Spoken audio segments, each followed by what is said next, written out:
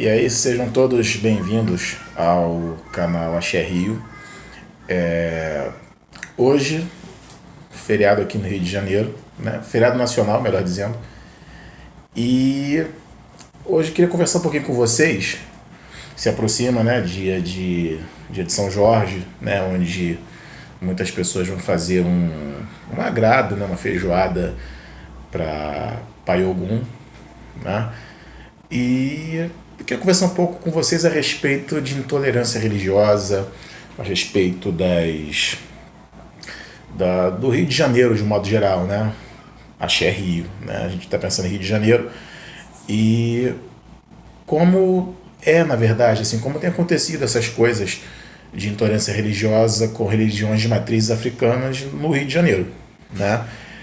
Vamos nos lembrar um pouco de que basicamente o candomblé, né, a umbanda, começaram no território de Rio de Janeiro, mas não exclusivamente no Rio de Janeiro, né? Já havia essas manifestações religiosas na Bahia, em outros lugares, né? E a gente vai pensar que o samba aqui no Rio, por exemplo, ele chegou junto com a Tia Ciata, né? Junto com um pessoal lá da Bahia, fazendo a cidade a Pequena África, né? Que é ali na parte ali do Sambódromo, né? Da Marquês de Sapucaí, da Avenida Marquês de Sapucaí.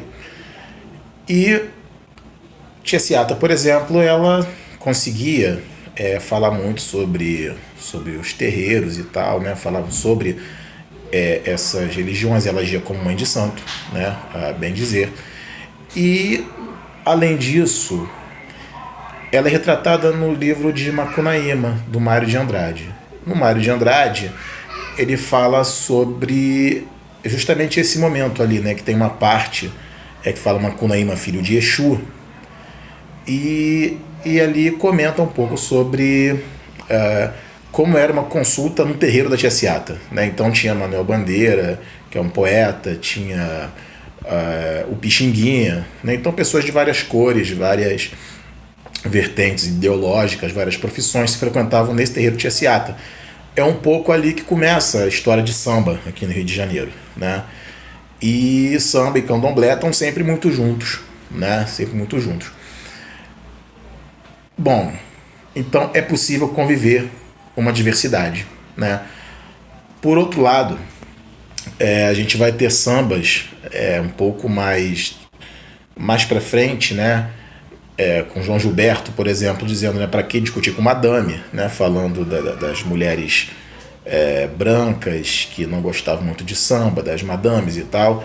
E, então, assim, o samba, ambiente que envolve religião afro, envolve negritude, é sempre muito complicado.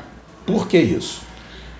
Basicamente, eu vou marcar muito bem uma posição e vou dizer com todas as letras. É movimento de preto. É movimento de negritude, né? Então, por exemplo, a gente teve algum tempo atrás, né, nos últimos 10 anos, muito forte aqui no Ocidente, a saga Vingadores. Thor. O Thor todo mundo acha bonito, lindo, maravilhoso. Não sei se não é, fica a critério de cada um. O Thor, ele age como Xangô agiria, por exemplo.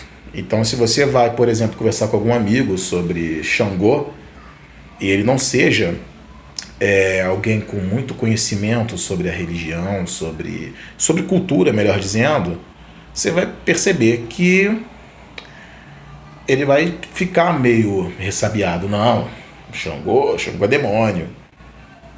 Menos assassino do que, por exemplo, o próprio Thor. Então, essa questão de raça é uma questão muito presente no candomblé, muito presente dentro da fé que a gente segue, né? Dentro da questão dos nossos guardiões, nossos catiços, né? Também, embora o catiço não tenha a ver necessariamente com o candomblé, mas acaba participando ali de uma certa forma, é uma questão pura e absoluta de racismo, né? Então, por exemplo, felizmente no Brasil a gente não tem, eu pelo menos não conheço, se alguém souber coloca nos comentários, eu não conheço história de igreja ser fechada devido a qualquer tipo de poder paralelo, etc. e tal. Mas há terreiros de macumba que são fechados dessa forma, né? Então, por que isso acontece, né? A gente vê que é muito complexo a gente pensar nisso, porque a gente está pensando em Rio de Janeiro, em que a maioria da população é preta, a maioria da população é evangélica, o que afinal de contas não é um demérito nenhum, e essa maioria da população odeia preto, odeia tudo que vem a preto, né? Quem de nós nunca chegou, por exemplo, no terreiro a primeira vez e se assustou com aquela imagem gigantesca de tranca-ruas, né? Quem de nós ainda não demorou, por exemplo, a se sentir à vontade com sacrifícios quando está se copando o bicho, por exemplo, né? Quem nunca se sentiu um pouco incomodado com isso? Mas somos carnívoros, a gente come nosso churrasco, né? A gente faz as nossas coisas e o bicho morre de qualquer forma. Então, até que ponto a gente não usa isso? A gente pensa na Bíblia, por exemplo, a Bíblia tinha inúmeros e inúmeros sacrifícios de animais, né? A gente vai lembrar de uma história em que, se não me engano, era Elias, né? Eu tenho um passado cristão, né? Mas independente da Bíblia tem livros lindíssimos, né? Em que o Elias, por exemplo, ele colocou vários e vários bifes, assim, podemos assim dizer, né? Vários bifes ali, né? Para poder pegar fogo. E caiu fogo do céu e queimou tudo. É uma grande churrascada, digamos assim. E a gente leva isso numa boa. Então, o problema, muitas vezes, é que a gente não está acostumado a entender que o candomblé, embora não seja a Umbanda, Quimbanda, né, e outras vertentes, né, da nossa fé, que trabalham com o que nós trabalhamos, a gente não está acostumado a entender, nem a aceitar, que são coisas tribais, são culturas relacionadas a preto, ao nosso passado, à nossa ancestralidade, né? Então, esse vídeo, eu quero deixar ele, não quero deixar ele muito extenso, e já passa aqui de 7 minutos. Então, o que eu queria deixar para vocês essa reflexão é o seguinte: você já passou por alguma situação de intolerância religiosa, de racismo, por conta da fé que você professa? Você já estava lá comprando a sua vela e passou alguém na rua e já mexeu com você, já te desmoralizou, coisa do tipo, ou coisas piores? Comentem aí, deixem aí nos comentários, tá?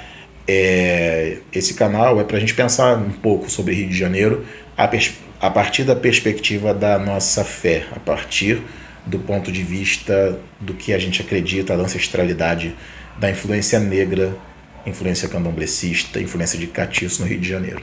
Tá bom, minha gente? Um beijo a todos, compartilhem com os amigos e axé Rio.